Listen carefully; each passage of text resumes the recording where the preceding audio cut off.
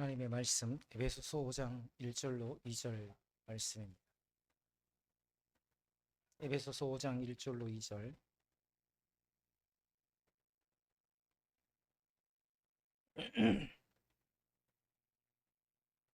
1절로 2절 우리 함께 봉독해 올리겠습니다. 그러므로 사랑을 받는 자녀같이 너희는 하나님을 본받는 자가 되고 그리스도께서 너희를 사랑하신 것 같이 너희도 사랑 가운데서 행하라. 그는 우리를 위하여 자신을 버리사 향기로운 제물과 희생 제물로 하나님께 드리셨느니라. 아멘. 오늘 우리가 봉독한 에베소서 5장 1절과 2절의 말씀은 우리가 어떤 정체성을 가졌고 어떤 존재이며 또 어떻게 살아야 하는지를 제시해 주는 말씀이라고 할 수 있습니다. 구원받은 자는요, 복음적으로 사는 것이 무엇인지 그 방향성을 제시하고 있다고 할 수 있습니다. 오늘 그러므로 사랑을 받는 자녀같이 너희는 하나님을 본받는 자가 되고 그리스도께서 너희를 사랑하는 것 같이 너희도 사랑 가운데서 행하라. 그는 우리를 위하여 자신을 버리사 향기로운 제물과 희생 제물로 하나님께 드리셨느니라. 자, 사도 바울은 무엇을 하라고 말하기에 앞서 우리가 누구인지를 먼저 밝힙니다. 무엇을 하라고 말한다는 것, 곧 권면을 의미하죠. 누군가에게 권면해야 할 때 가장 먼저 생각하는 것이 사람마다 조금은 다 다를 수 있습니다. 저 같은 경우에는 관계성을 먼저 생각합니다. 서로의 말을 받아들이고 이해할 수 있는 관계성이 되지 않는 사람에게는 권면하지 않습니다. 저의 철칙입니다. 깊은 관계, 서로에 대한 깊은 이해관계가 없는 사람에게는 절대 조언이나 권면하지 않습니다.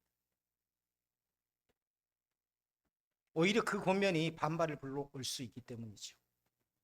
많은 목회자들이 목회자라는 직분 자체가 권면에서 자유롭다고 생각합니다. 나는 목사이기 때문에 권면할 수 있다. 목사라는 그 직분만으로도 나는 조언을 할 수 있다고 생각합니다.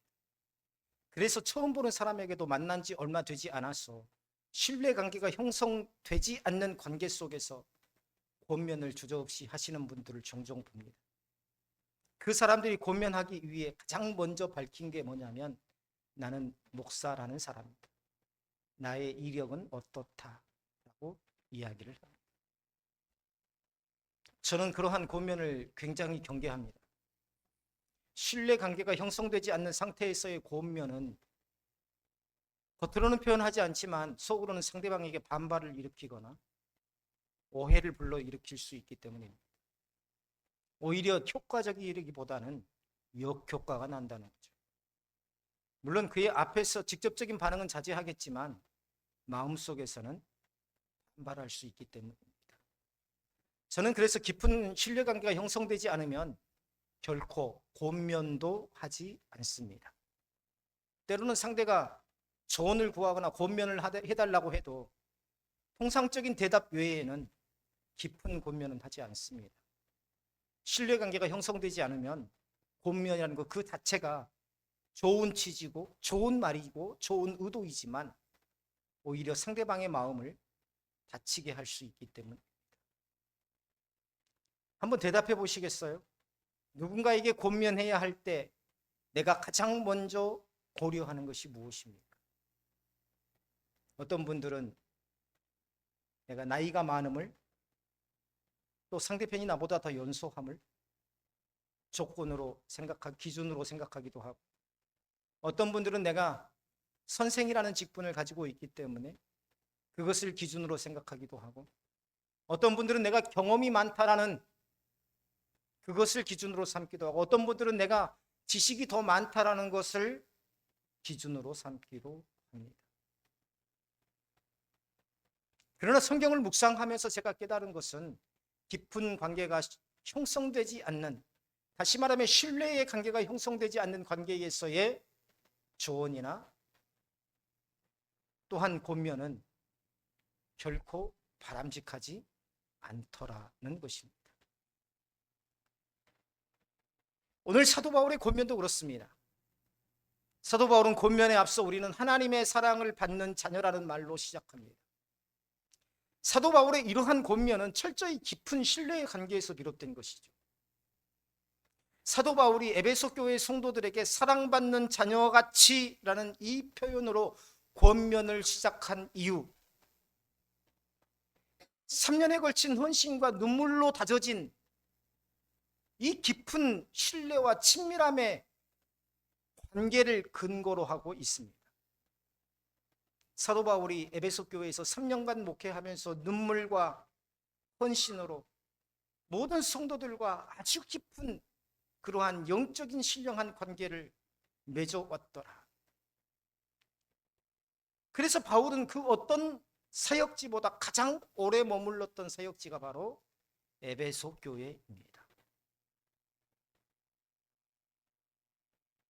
그리고 두란노 서원에서 말씀을 가르쳤고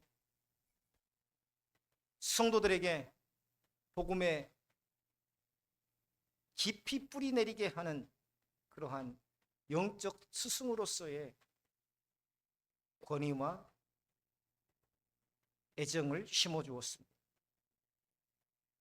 특히 우리가 사도행전을 묵상하면서 새벽에 사도행전을 묵상하면서 우리가 사도행전 20장에서 보았던 밀레도에서 에베소 교회 장로들과 눈물로 작별하며 서로를 안았던 고별 장면, 제가 새벽에도 잠깐 말씀드렸지만 우리 시찰내 교회에서 목사님이 저기 섬으로 떠나시는데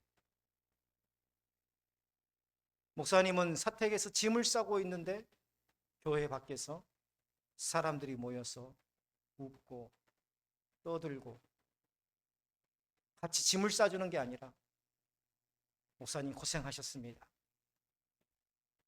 섭섭해하고 애통해하는 게 아니라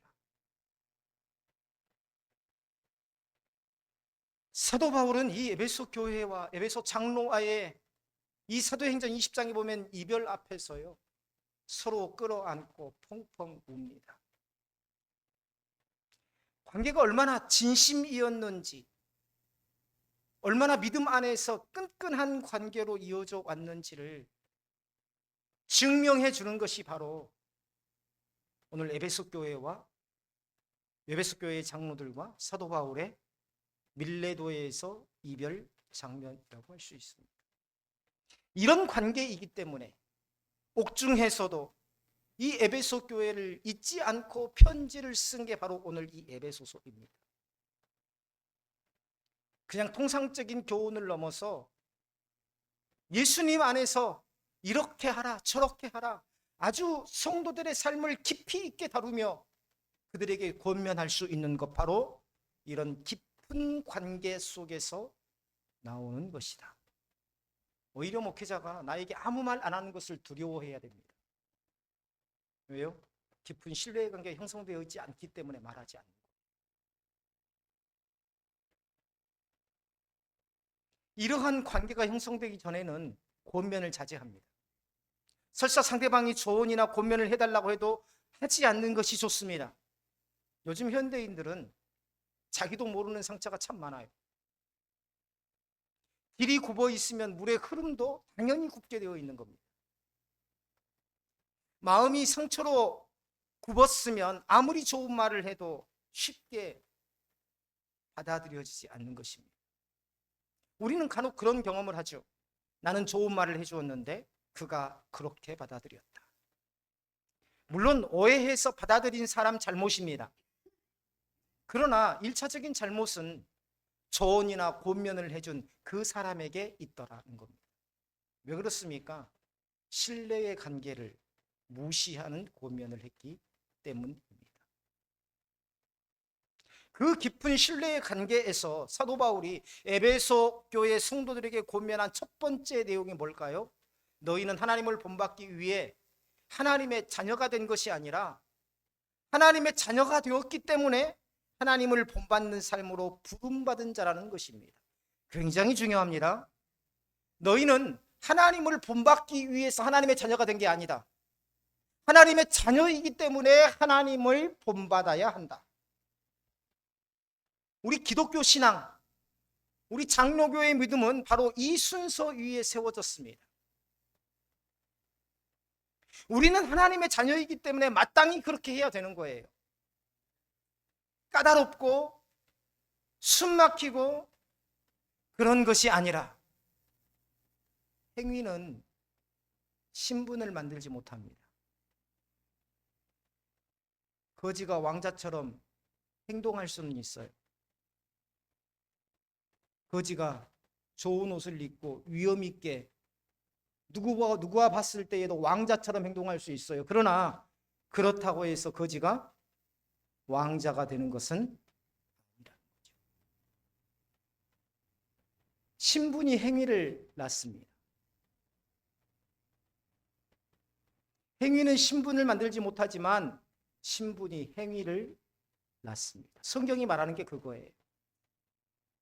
성령의 9가지 열매, 성령의 9가지 열매가 우리 삶 속에서 맺어야 믿음의 사람이고 하나님의 백성이라는 말이 아니라, 우리가 믿음의 사람이고 하나님의 백성이기 때문에 우리 삶 속에서 당연히 열매 맺어야 되는 것이 성령의 9가지 열매라는 것입니다.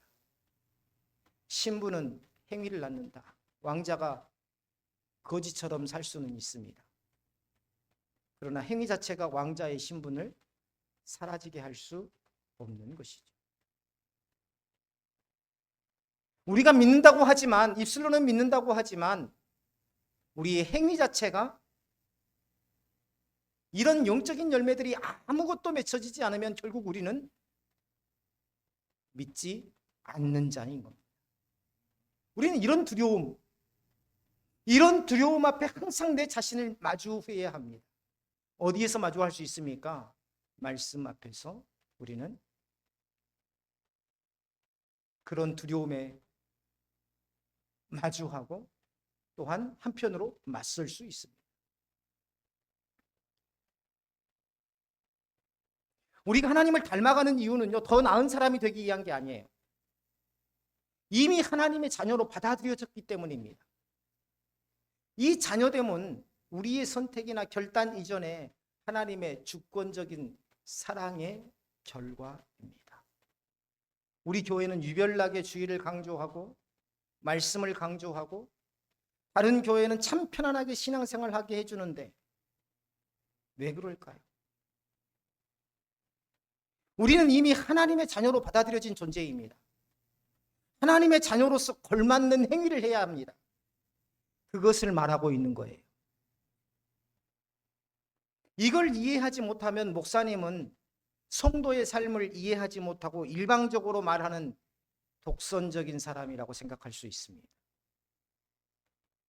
그런데 이것을 하나님 중심이 아닌 사람 중심으로 보면 그 사람의 형편과 처지에 따라 맞춰주고 맞춰가야 합니다. 그렇지 않습니까? 보세요. 어떤 목회자를 원하세요? 때로는 내 삶을 이해하지 못하는 것처럼 일방적으로 이렇게 하세요, 저렇게 하세요, 주일 성수 꼭 해야 됩니다, 말씀 읽어야 됩니다 하는 그런 목회자가 좋으세요? 아니면 그래요, 잘 알겠습니다, 그렇지요, 그렇게 하세요, 이런 목회자가 좋습니까? 두말하면 잔소리죠. 저도 후자가 좋습니다. 저도 신앙생활을 해봤기 때문에 후자가 훨씬 좋습니다. 내 삶을 이해하고 있다고 생각하고 내 마음을 이해하고 있다고 생각하고, 그러나 우리는 그 알지도 못하는 사이에 내 신앙이 병들고 있다는 것도 깨닫지 못하게 되더라. 그렇게 하면 항상 어린아이처럼 머물러 있습니다. 마음에 안 들면 나 안 할래요, 나 힘들어서 못하겠어요. 목회자는 항상 이 갈림길에서 고민하게 됩니다. 사람을 좋게 하랴, 하나님을 좋게 하랴. 우리는 하나님 앞에서 언제나 부족하고 흔들리는 자들이지만 동시에 하나님께 끝까지 사랑받는 자녀입니다. 여기서 중요한 것은 사랑받는 이라는 이 문장의 시제예요. 바울은요, 미래형이나 조건부로 말하지 않습니다. 너희가 무엇을 해야 사랑받을 수 있어, 이게 아닙니다. 이미 사랑받은 자녀라는 말입니다. 성도의 확신은 여기에서 비롯돼요. 하나님께서 나를 사랑하신다는 사실은 나의 상태나 성공, 실패에 따라 변동되는 것이 아니라 그리스도의 십자가 안에서 이미 확정된 사실이라는 것입니다. 그렇기 때문에 하나님을 본받는 삶은 사랑을 얻기 위한 삶이 아니에요. 그러니까 잘 깨달아야 됩니다. 하나님의 사랑을 더 많이 받기 위해서, 하나님의 은혜를 더 많이 받기 위해서 우리가 뭔가를 하는 게 아니라는 겁니다. 우리는 이미 충만한 은혜 안에 있고 우리는 이미 감당할 수 없는 사랑을 받은 자들이에요. 그 사랑의 그 은혜에 합당하게 살아라, 그 말입니다.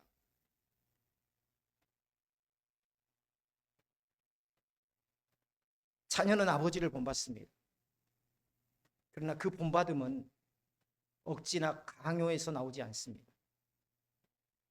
사랑받는 자녀는 자연스럽게 아버지의 말과 태도를 닮아갑니다. 우리 자녀들 생각해 보세요. 어쩌면 생활 습관이 나하고 비슷한지. 우리 자녀들 탓할 거 못 됩니다. 왜요? 그 모습이 누구의 모습이었어요? 내 모습이었거든요. 오래 함께 지내다 보면 목소리의 억양까지도 닮아가듯이 친밀한 관계 속에서 닮음은 자라나는 거예요. 성도의 삶이 이와 같습니다. 하나님을 본받는다는 것은 단기간에 완성되는 것이 아니라 관계 속에서 점진적으로 이루어지는 변화입니다. 다시 말하면 변화가 이루어지지 않는다는 것은 하나님과의 친밀한 대화 관계가 없다는 걸 의미하는 거예요. 아무리 오랫동안 신앙생활을 하여도 내 안에 신앙적인 변화가 없고 내 삶의 변화가 없다는 것은 하나님과의 관계가 아직도 형성이 안 되어 있다는 것입니다. 제가 주일에 말씀드렸지 않습니까? 이러한 부분에서 우리가 위기의식을 가져야 된다. 하다못해 땅에서 자라나는 그러한 잡초조차도 위기의식을 가지고 자신의 생애를 유지하려고 안간 힘을 쓰는데 하물며 하나님의 형상대로 지음받은 우리가 그러한 위기의식도 없더라는 겁니다.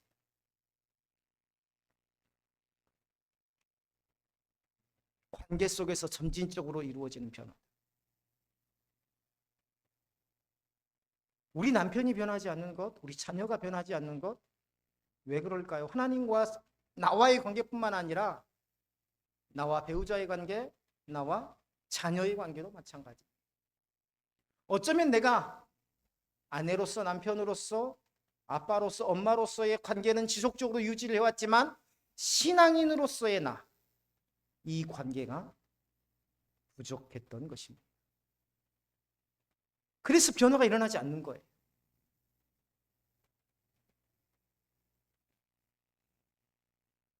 율법적인 자기 단련을 말하는 게 아닙니다. 은혜 안에서 이루어지는 성화의 여정을 말하고 있는 거예요.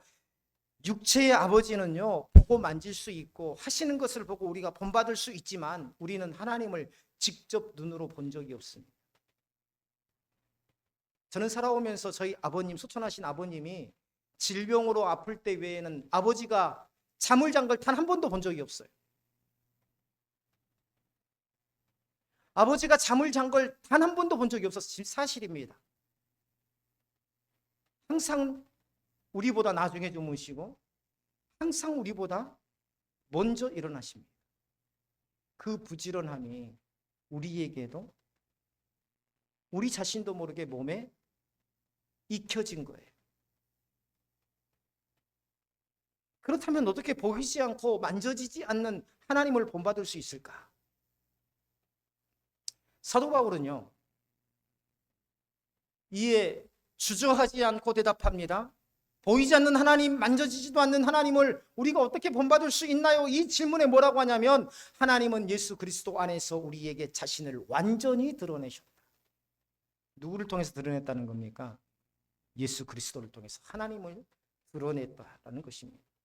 하나님을 본받는다는 것은 결국 그리스도를 본받는 것입니다. 그분의 걸음을 따라 걷는 것입니다.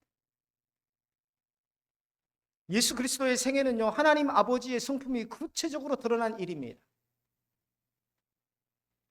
그래서 신학생들 필독서 중에 그리스도를 본받아라는 책이 있어요. 누구나 신학을 하면 반드시 저학년 때 읽어야 될 필독서입니다. 그리스도를 본받아.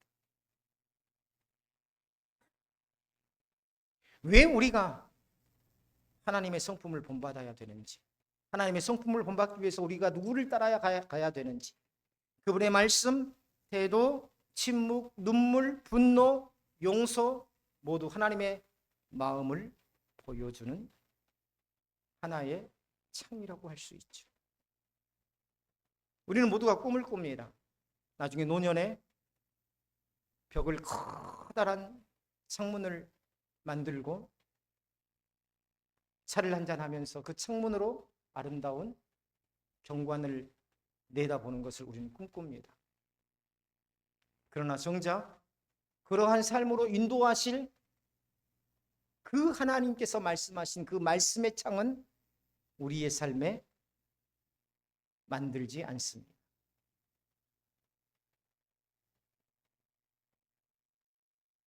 이러한 주님의 삶을 사도 바울이 오늘 말씀에서 단 한마디로 정의하고 있어요. 2절에 보면 바울은 하나님을 본받는 삶을 사랑 가운데에서 행하는 삶이라 이렇게 정의하고 있습니다. 예수님께서 사랑 가운데서 행하셨고 하나님을 본받는 삶은 바로 사랑 가운데에서 행하는 삶이라.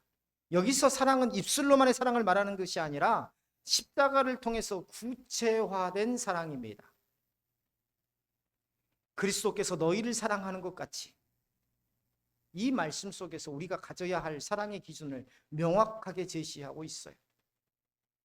하지만 이 기준이요, 사실은 우리를 굉장히 불편하게 만듭니다. 왜 그러냐면 그 사랑은요, 내 상황과 내 지식과 내 상식을 항상 거스르기 때문이죠. 내가 형편이 좋아야 사랑을 베풀 수 있는 것 아닙니까? 그렇잖아요. 내가 여건이 되어야 사랑을 베풀어도 즐겁고 감사한 것 아니겠습니까? 우리는 보통 사랑을 주고받는 감정의 교환, 감정의 교류로 이해합니다. 저 사람하고 나하고는 정말 사랑하는 사이야. 정말 좋아하는 사이야. 그래서 맨날 이웃을 살면서 주고받고 해. 우리는 이게 사랑이라고 생각합니다.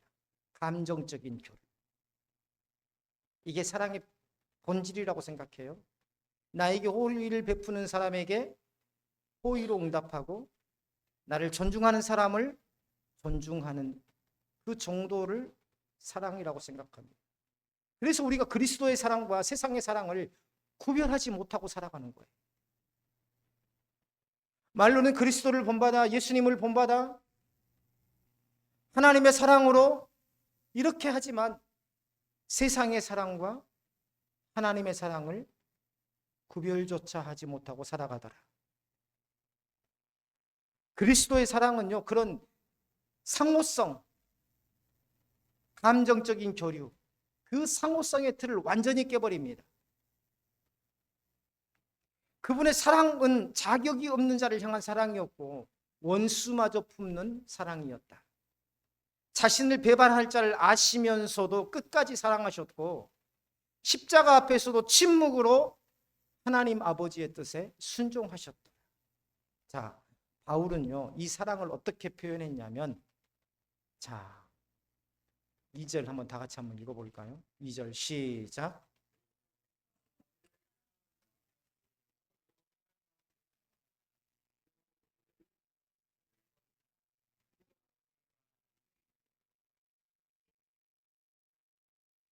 바울은요, 그리스도의 사랑을 한마디로 표현했는데 뭐라고 했냐면 자신을 버리셨다. 자신을 버리셨대요.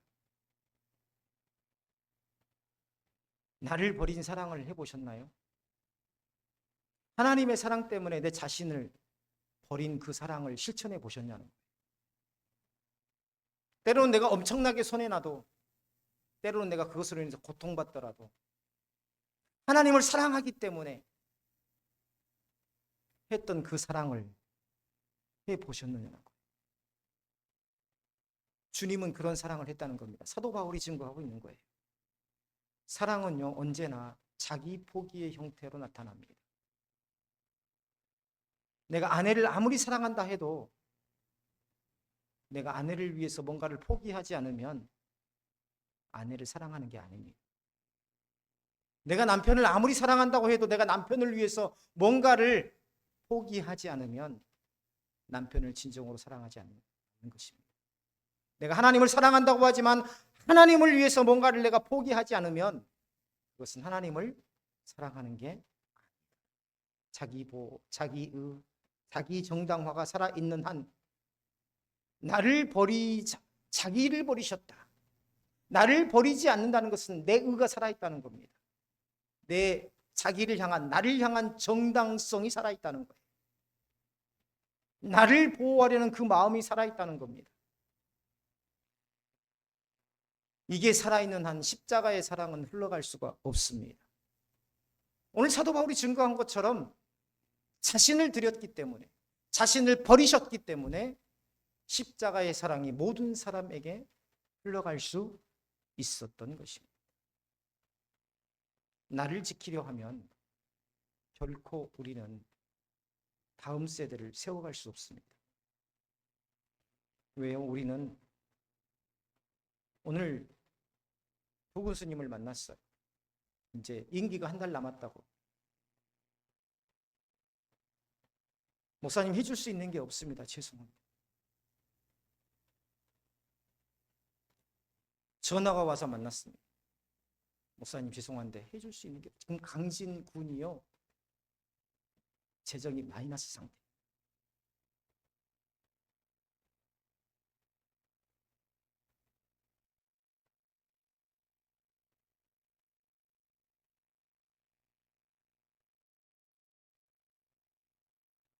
뭔가 내 것을 지키려고 하면 절대 흘려보낼 수가 없습니다. 그랬죠? 여기 우리 동역자분들도 교회를 섬기면서 내 자신을 때로는 버리고 내 것을 포기했기 때문에 하나님을 기쁘게 할 수 있었고 더 큰 감사를 얻을 수 있었고 그 사랑을 사람들에게 흘려보낼 수 있었지 않습니까? 바울은 이 자기 포기의 사랑을 뭐라고 했냐면 예수님께서 포기하신 이 자기 포기의 사랑을요, 향기로운 제물과 희생 제물이라고 이야기하고 있습니다. 우리가 하나님 앞에 거룩한 산 제물로 우리를 드린다는 것은 우리를 제물로 드린다는 의미가 바로 여기에 있는 거예요. 우리를 어떻게 한다? 버리는 것, 주님과 같이. 우리 자신을 버리고 하나님 앞에 온전히 드리는 것. 이게 바로 거룩한 산 제사로서의 성도의 삶인 것입니다. 제물이란 말은 언제나 죽음을 전제로 하죠. 그렇죠? 사도 바울이 왜 그리스도의 사랑을 자신을 버린 희생 제물이라고 표현했을까요? 하나님께 드려지는 제물은 살아있는 상태로 머물 수 없기 때문입니다. 성경에서 가증한 이단의 가증한 우상 숭배의 제물은 산 제사로 드리지만 산 제물 살아있는 채로 아들을 불 가운데로 지나가게 하고 그러나 하나님께 드리는 여호와의 거룩한 제사 중에서 산채로 드린 제물이 있습니까? 우리는 찾아볼 수 없습니다. 전부 다 각을 뜨고 피와 살을 구분하고 내장을 구분하고 죽되 완전히 죽은 상태, 회생이 불가능한 상태, 그 상태로 드리는 것이 하나님 앞에 드리는 제사의 본질입니다. 더군다나 불로 태워서 완전히 피를 정한 곳에 쏟아내어서 그리스도의 십자가는 바로 이 제물의 실체였다는 거죠. 그 안에는 인간적인 계산이나 타협이 없었어요. 조금의 사심도 없었습니다. 오직 하나님의 영광과 죄인의 구원이라는 목적만이 있었습니다. 오늘 부군수를 만난 자리에서 제가 이야기했어요. 부군수하고 또 부군수 부속실에 있는 뭐 어떤 과장인지 부장인지 저기 여자분이신데 저기 동문교회 장로님이시더라고요. 직원들. 제가 그랬어요. 제가 이 강남교회에서 목회하는 것은 내 자신의, 내 개인의 어떤 업적을, 목사로서의 업적을 뭔가를 달성하기 위해 하고 있는 게 아니다.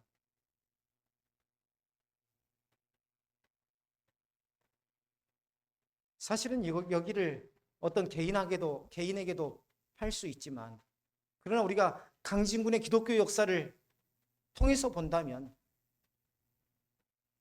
여기는 개인이 땅을 사가지고 집을 짓고, 개인이 땅을 사가지고 카페를 짓고 할 수 있는 그런 자리가 아니지 않느냐.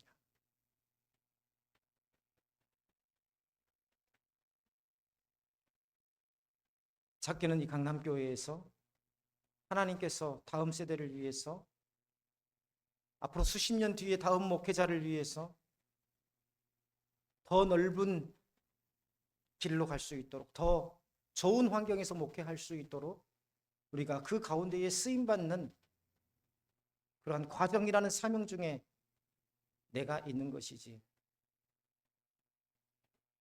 우리 교회를 좋게 하기 위해서 내 목회 인생에 뭔가를, 결과적인 업적을 남기기 위해서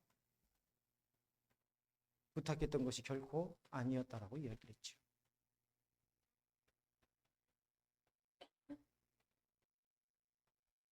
주님이 그랬습니다.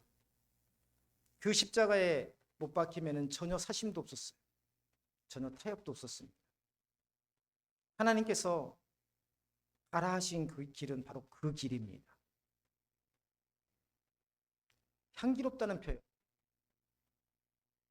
2절 하반절에 나오죠. 자신을 버리사 향기로운 제물과 희생제물로 하나님께 드리셨다.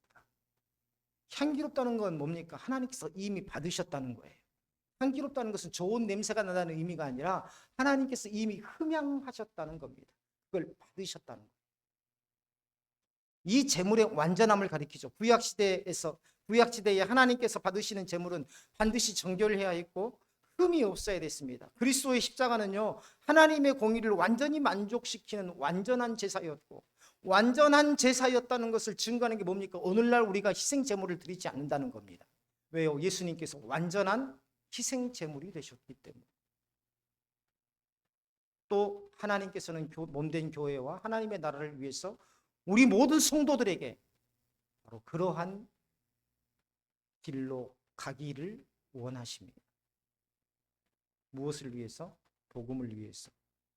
저는 그래요. 복음을 위해서라는 그 길, 복음을 위한다는 그 길이요, 단지 내가 교회를 다니고 예배를 드리고 가서 사람들에게 전도를 하고, 물론 이것도 그렇지만 더 본질적으로는요, 세대에서 세대로 이어지는 그 하나님의 약속을 어김없이 잘 전할 수 있는, 그게 바로 진정한 복음을 위한 사명이요 길이 아니겠습니까? 어떤 권사님 그런 이야기 하더군요. 다음 세대가 꼭 우리 어린 아이들만이 다음 세대입니다.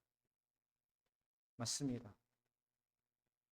연세 드신 분들은 내 믿음의 후배들이 다음 세대이고, 교회는 신학을 공부하는 신학생이 또한 다음 세대고, 그렇지 않습니까? 한 사람의 좋은 목회자를 세운다는 것은요, 정말 어려운 일입니다. 정말 어려운 일이에요. 내 자녀를 믿음으로 세우는 것, 이것 또한 다음 세대를 위한 사역. 어쩌면 아이들이 있는 부모님들은요, 지금 최일선에서 다음 세대를 위한 사역을 감당하고 있는 겁니다. 그 아이들에게, 내 자녀들에게 이 하나님의 약속을 내 삶을 통해서 잘 전하고 있느냐. 우리 사역은 거기에서부터 시작되는 겁니다. 선한 일을 많이 했다는 것이 향기로운 제물로 드렸다는 말이 아니에요. 하나님께서 받으실 만한 동기와 중심으로 자신을 드렸다. 동기와 중심이 온전해야 된다. 바울은요, 에베소 교회 성도들에게 이러한 삶을 요구합니다. 왜요? 이게 믿음의 본질이기 때문에. 동기와 중심이 바로 되어 있는, 이게 바로 믿음의 본질이기 때문입니다. 서로를 사랑하되 그 사랑이 자신의 만족이나 평가를 위한 것이 아니라 하나님의 영광을 향한 제사가 되도록 하라는 것입니다. 사랑의 조건이 붙기 시작하면 이것은 이미 거래가 되기 시작해요. 사랑이 보상을 기대하는 순간 그것은 십자가의 길에서 벗어나게 됩니다. 그래서 예전에 우리 선배 목사님들이 전도사 생활할 때 교회에서 사역을 요청받으면요, 그 교회에 가가지고 목사님하고 상담을 하면서도 사례비는 얼마 주십니까? 라고 물어보지도 못했어요. 왜요? 그거 말하는 순간 이미 십자가의 길이 아니라고 받아들여지기 때문에, 거래라고 받아들여지기 때문에. 하나님께서 우리를 사랑하실 때 우리는 아무런 가능성도 약속도 드릴 수 없는 존재였습니다. 그 사랑을 받은 우리가 서로를 향해서 여기까지는 가능하지만 이것은 불가능하다. 저는 한편으로 우리 교회가 오기가 불편한 게 참 감사할 때가 있어요. 왠지 아세요? 여기에서부터 걸러지기 때문입니다. 여기에서부터 참이냐 거짓이냐가 걸러지기 때문에 그래요. 한 번 걸러져요.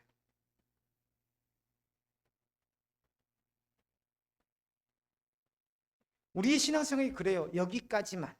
나는 여기까지 가능해요. 더는 못해요. 이건 불가능해요. 이게 뭡니까? 결국은 십자가 앞에서 여전히 내 자신을 붙들고 있다라는 그런 고백일 수밖에 없다. 목사님 다 좋습니다. 하나님을 믿는 것도 좋고 교회에 봉사하는 것도 좋고 헌금을 내는 것도 좋고 주일 예배에 빠지지 않아야 한다는 것도 다 좋습니다. 제가 주일 예배에 빠지지 않아야 된다는 것은 우리 본교회 예배만을 말씀드리는 게 아닙니다. 제가 주일 성수의 개념에 대해서 이미 말씀을 드렸어요. 진정한 주일 성수가 무엇인지를 아까 말씀드렸죠? 동기와 중심이 바로 되어야 된다. 다 좋다는 거예요. 그런데 예수님처럼 어떻게 내 자신을 버리는 사랑이 가능하겠습니까? 너무도 성도의 현실을 모르시는 말씀 아닌가요? 공감합니다. 저도 같은 생각입니다. 왜요? 저도 목사이기 전에 예전에 사업을 하면서도 그런 생각을 했었기 때문입니다. 어떻게 우리가 그런 사랑을 가능하겠느냐? 가능하지 않습니다. 근데 묻는 것 자체가 바로 뭡니까? 하나의 불신앙입니다. 묻는 것 자체가 하나의 불순종입니다. 왠지 아세요? 우리 관점에서 보면 아주 비현실적입니다. 원수를 사랑하라는 말도 비현실적이죠. 우리는 그렇게 할 수 없어요. 그것도 외형으로 하는 척이 아니라 뭘 보신대요? 동기와 중심을 보시는 하나님 앞에 그런 척 한다고 해서 그게 순종이 되겠습니까? 그게 가능하겠습니까? 그런데 하나님께서 그 동기와 중심까지 체크하신다면 그게 어디 가능한 일이겠느냐는 거예요. 여기서 우리는요, 반드시 기억해야 될 건 성령의 역할을 생각해야 됩니다. 바울은 하나님을 본받는 삶을요, 사람의 의지나 결단에 맡기지 않고 있어요. 내가 주의 사역을 감당하는 것을 내 의지나 내 결단에 기준을 두지 않는다는 겁니다. 개인적으로 봤을 때. 바울은 하나님을 본받는 삶을요, 인간의 의지나 결단에 맡기지 않았어요. 로마서에서 사도 바울은 뭐라고 하냐면 육신대로 사는 삶과 성령으로 사는 삶을 명확하게 구분합니다. 육신대로 산다는 것은 죄의 방식으로 살아간다는 의미이기 전에 자기 중심으로 살아간다는 거예요. 자기 중심은 육신대로 살아가는 겁니다. 그러나 반대로 성령의 인도하심을 받는 삶은 하나님의 뜻과 영광을 기준으로 살아가는 삶입니다. 하나님을 본받는 삶은 결국 성령께 내 삶의 주도권을 내어 맡기는 삶이죠. 주님, 나는 할 수 없습니다. 나는 불가능합니다. 그러나 하나님께서 하라 하시니 순종하겠습니다.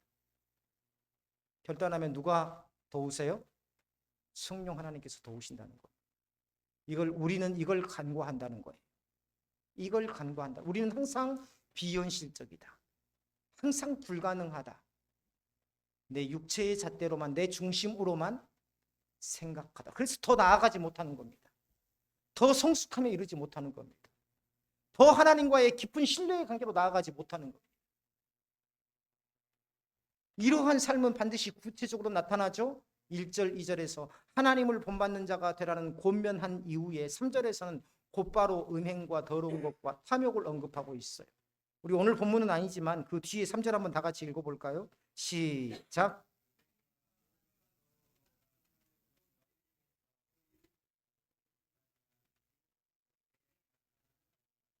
아멘. 왜 이런 것들을 언급할까요? 보세요. 1절과 2절에서 너희는 사랑받는 자녀야. 너희는 하나님을 본받는 자가 되어야 돼. 예수님께서 너희를 사랑하신 것처럼 너희도 사랑 가운데서 행해야 돼. 이게 사도 바울의 설교입니다. 에베소 교회 성도들을 향한. 굉장히 직설적이죠. 왜 이런 권면을 할 수 있을까요? 깊은 신뢰관계가 형성되어 있기 때문이라고 말씀을 드렸습니다. 근데 그 뒤로 음행과 온갖 더러운 것과 탐욕은 너희 중에서 그 이름조차도 부르지 말아라. 왜 이걸 언급할까요? 이원론적인 설교를 들으면요, 하나님의 성품을 본받지 않으면 음행과 더러운 것과 탐욕에 빠져들 수밖에 없습니다 라고 말합니다. 이게 이원론적 설교예요. 흙이 아니면 백, 백이 아니면 흙. 지금 사도 바울은 그걸 말하고 있는 게 아니에요. 음행과 더러운 것과 탐욕은 나에게만 오는 것이 아니라, 우리에게만 오는 것이 아니라 모든 사람에게 오는 것입니다. 너는 하나님의 말씀대로 살지 않으면 실패할 것이라는 단순히 이분법적인 권면을 하고 있는 게 아니에요. 네가 하나님의 말씀에 순종하며 살지 않으면, 하나님 앞에 자기 자신을 버리고 하나님 앞에 드리는 삶을 살지 않으면 반드시 음행 가운데에, 탐욕 가운데에, 우상숭배 가운데에 빠질 것이다 라고 말하는 게 아닙니다. 하나님의 사랑을 실천하지 못하게 하는 장애물들을 언급하고 있는 거예요. 이런 것들이 세상에 많다는 겁니다. 우상숭배, 음행, 탐욕, 이런 모든 것들, 이 더러운 것들이 우리가 하나님의 백성으로서 살아가고 정체성을 지키며 살아가고 우리가 하나님의 사랑을 실천하지 못하게 하는 장애물들이라는 겁니다. 그 장애물에 걸려 넘어지지 말라는 거예요. 주님의 십자가 사랑을 실천하는 삶을 살려고 결단한 자에게 장애물이 바로 탐욕과 음행과 그 더러운 것들이 있다는 것입니다. 탐욕은요, 언제나 사랑의 반대편에 서 있습니다. 탐욕은요, 나는 아직도 충분하지 않다는 결핍의식에서 시작돼요. 결핍의식. 그거 아세요? 사단이 우리에게 심어주는 게 결핍의식이라는 거. 이거 잘 이겨내야 됩니다. 다른 사람한테는 있는데 나한테 없어. 사단이 이걸 심어줘요. 나한테 100만 원 있는데 나는 100만 원은 있지만 200만 원 가진 사람보다 나는 부족해요. 사단이 심어주는 겁니다. 에덴 동산에서요, 인간은 충분히 채워진 존재였습니다. 맞죠? 네. 만약에 우리가 에덴 동산으로 들어가 봅시다. 지금 아담과 하와가 논이고 있어요. 에덴 동산에서. 우리가 볼 때 그들에게 없는 게 있어요. 첫 번째 뭐가 없나요? 네? 뭐가 없어요? 옷이 없어요. 우리는 아름답게 옷을 입고 있는데 저들은 벗고 다녀요. 그들은 알까요? 모를까요? 모릅니다. 그 삶 자체가 참 감사하고 만족스럽고 풍성한 삶이에요.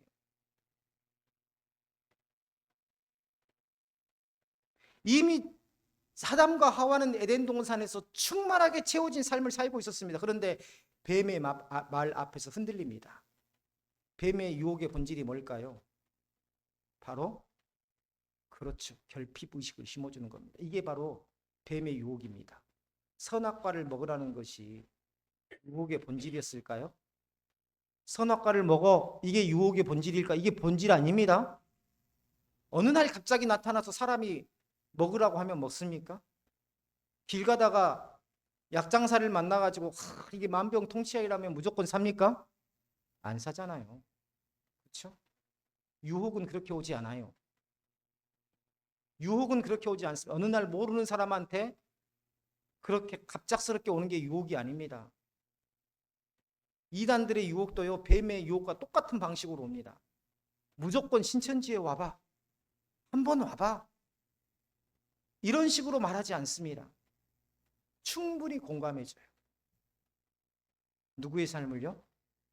나의 삶을 충분히 공감해줍니다. 나의 아픔을 충분히 공감해줍니다. 상대편의 삶을 마치 자신의 삶인 것처럼 충분히 공감해줘요. 그리고 충분히 친해진 후에 말 한마디를 던집니다. 어떤 말입니까? 너에게 부족한 게 있어. 은혜로 구원받은 것은 맞지만 한 가지 부족한 게 있어. 뱀의 유혹이 뭘 심어줘요? 결핍 의식을 심어줘요. 신천지도요, 그냥 아무 생각 없이 교회 다니고 성경 몰라도 괜찮고 목사님이 무슨 말씀한지 잘 기억도 안 나요. 그리고 불평이 없이 아니 목사님이 무슨 말 하는지도 모르고 성경도 잘 모르고 그냥 예배 시간 되면 교회만 가방 들고 교회만 왔다 갔다 하시는 분한테 무슨 불평이 있겠어요. 그런 사람은 신천지에 미혹도 없습니다. 그런 사람은 신천지에 미혹도 없어요. 어떤 사람을 미혹할까요? 어떤 사람을 미혹할까요? 열심히 하는 사람이요? 네? 불만이 있는 사람. 어떤 사람을 미혹할 것 같아요? 네? 말귀를 알아듣는 사람. 아까 뱀의 유혹이 뭐라고 그랬습니까? 결핍. 우리 교회에 없는 것이 그 교회는 있어. 너희 목사님에게는 없는 것이 우리 목사님에게는 있어. 이게 뱀의 유혹입니다. 결핍의식을 심어줘요. 성경 공부가 부족하다고 생각하는 사람, 우리 교회는 뭔가 부족하다고 생각하는 사람, 이런 결핍의식이 있는 사람을 유혹하고 그런 결핍의식을 적극적으로 더 심어줍니다. 아담과 하와가 에덴 동산에서 행복했을까요? 불행했을까요? 아주 행복했습니다. 부족한 걸 느끼지 못했으니까. 그런데 뱀이 하와에게 말해줍니다. 너에게 부족한 게 있어. 바로 내가 하나님과 같은 능력이 없다는 거야. 그 말을 듣는 순간 행복했던 하와의 인생이 어떻게 바뀌어요? 불행으로 바뀝니다. 경험해 봤잖아요. 평생 모은 돈으로 25평짜리 아파트를 샀어요. 너무 행복합니다. 이제 부러울 것이 없어요. 그런데 친구가 저녁 식사를 초청해가지고 부부 동반으로 친구 집에 갔는데 집이 55평. 그것도 위층까지 사가지고 위까지 뚫어가지고 복층을 만들어 놨어요. 그 으리으리한 집에서 화려하게 저녁 식사를 하고 우리 집에 왔는데 내 눈에 우리 집은 어떻게 비춰질까요? 갑자기 구질구질해집니다. 인생이 사는 게 구질구질해져요. 좁고 구질구질하고 짜증이 나 확 밀려옵니다. 뱀이 노린 게 바로 그거예요. 뱀이 노린 게 바로 그겁니다. 그렇게 해서 감사해서 불평으로 삶을 바꾸게 하는 겁니다. 감사한 삶에서 불평으로 바꾸는 거예요. 신뢰의 관계가 깨졌다는 것을 증거하죠. 신뢰의 관계가 깨지면 어떻게 돼요? 감사가 아니라 불평이 나오기 시작합니다. 하나님의 사랑에 대한 신뢰가 무너질 때 인간은 무엇이든지 움켜잡으려고 합니다. 바울이요, 오히려 감사하라는 말을 하라. 오히려 감사하는 말을 하라라고 권면한 이유가 바로 여기 있습니다. 하나님을 믿는 사람은 무조건 감사하는 것이 아니라 하나님과의 신뢰관계가 깨진 사람은 감사하지 못한다는 것을 잊지 말고 내가 혹 하나님과의 관계가 깨어져 있지는 않은지 돌아보라는 것입니다. 감사는 하나님의 사랑이 충분하다는 믿음의 고백이에요. 탐욕을 몰아내는 가장 깊은 신앙의 태도입니다. 감사가 회복될 때 우리는 더 이상 빼앗기듯 손해보듯 사랑하라고 하니까 마지못해서 사랑하는 그런 사람이 아니라 기쁨으로 나누듯 나를 버리며 사랑할 수 있는 거예요. 어쩌면 그렇게 다 퍼줍니까? 어쩌면 그렇게 다 내어줄 수 있습니까? 사랑하니까 그러는 거예요. 감사가 넘치니까 그러는 겁니다. 제 아내가 제게 자주 해주는 말이 있어요. 나는 당신만 있으면 돼. 어디에 살아도 좋대요. 예. 털덜거리는 고물차 안에서 살아도 좋대요. 나는 당신만 있으면 돼. 이 말이 나를 엄청나게 기분 좋게 해줍니다. 힘이 나게 해줍니다. 하나님도 바로 그 고백을 좋아하시지 않을까요? 조다임 집사님한테 그런 말 들어보셨어요?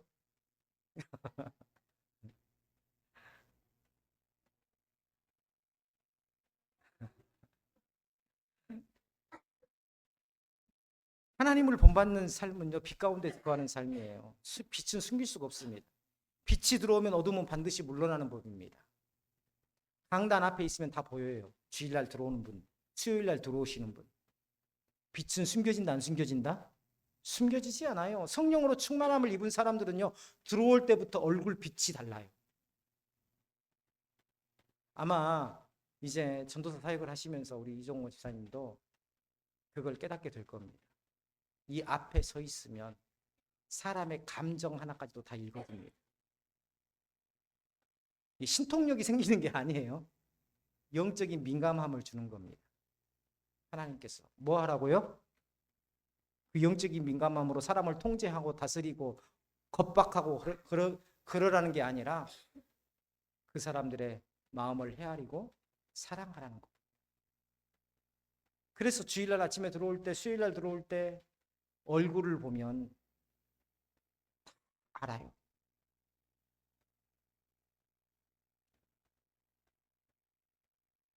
바울이 불순종의 아들들과 함께 하지 말라는 것도 바로 그런 이유입니다. 관계를 단절하고 살라는 게 아닙니다. 믿지 않는 자들과 멍에를 함께 매지 말라는 고린도후서 6장 14절의 말씀을 두고 믿지 않는 자들과 결혼하지 말라고 해서 필사적으로 결혼을 반대하시는 분들도 있죠. 물론 그것이 무조건 잘못됐다는 건 아닙니다. 성경에 믿지 않는 자들과 결혼하지 말라고 했습니까? 그런 기록이 혹시 있나요? 그런 기록이 혹시 있나요? 제가 못 볼 수도 있으니까. 믿지 않는 자들과 결혼하지 말라는 말씀이 있나요? 없습니다. 멍에라는 것, 멍에는 뭡니까? 멍에의 본래 의미가 함께 힘을 기울인다는 겁니다. 멍에의 의미가 함께 힘을 기울여서 함께 나아가는 것을 그 역할을 하도록 하는 게 바로 멍에예요. 서로 보조를 맞춰 힘을 쓰도록 하는 것이 멍에입니다. 믿지 않는 자들과 멍에를 함께 매지 말라는 말씀은 그들과의 관계를 단절하고 살라는 말이 아니에요. 무조건 믿는 자들과 결혼과 또 믿는 자들과 일을 하고 믿는 자들과만 결혼하고 믿는 자들과만 일을 하고 믿는 자들과만 동행하라는 말씀이 아닙니다. 그럴 거면 그렇게 분리할 거면 차라리 믿음의 공동체를 만들어서 믿지 않는 사람들이 없는 산속으로 가서 공동체 생활하면 되잖아요. 왜 하나님께서는 우리를 세상 가운데 보내셨겠어요? 믿는 자들의 가치관을 따라가지 말라는 거예요. 믿는 자들과 멍해를 하지 말라는 것은 믿지 않는 남편과 동조하고 그 방향으로 가지 말라는 겁니다. 당신은 믿음의 사람이니 그렇게 하지 말라는 거예요. 삶의 방식에 대한 구별을 요구한 것입니다. 우리는요, 세상 속에 살지만 세상의 기준으로 살아가지 말라는 거예요. 이유는 단 하나입니다. 우리는 더 이상 어둠의 자녀가 아니라 사랑을 받는 하나님의 자녀이기 때문입니다. 그리스도께서 자신을 버리셨듯이 우리도 날마다 자신을 내려놓으며 사랑 가운데 행하는 삶으로 부름받았습니다. 이 길은 좁고 때로는 고통스럽습니다. 그 길 끝에는 이미 그리스도께서 보여주신 부활의 영광이 약속되어 있습니다. 사랑을 받은 자녀로서 하나님을 본받는 이 길이야말로 우리가 이 땅에서 누릴 수 있는 최고의 영광이고 가장 좋은 자유이고 가장 복된 사명이다 하는 것 잊지 마시고 오늘도 내 기분, 내 감정, 내 중심으로 살아가는 삶이 아니라 주님과 같은 그러한 길을 가기 위해 성령께 도움을 요청하는 그러한 삶이 되시기를 주님의 이름으로 축원합니다.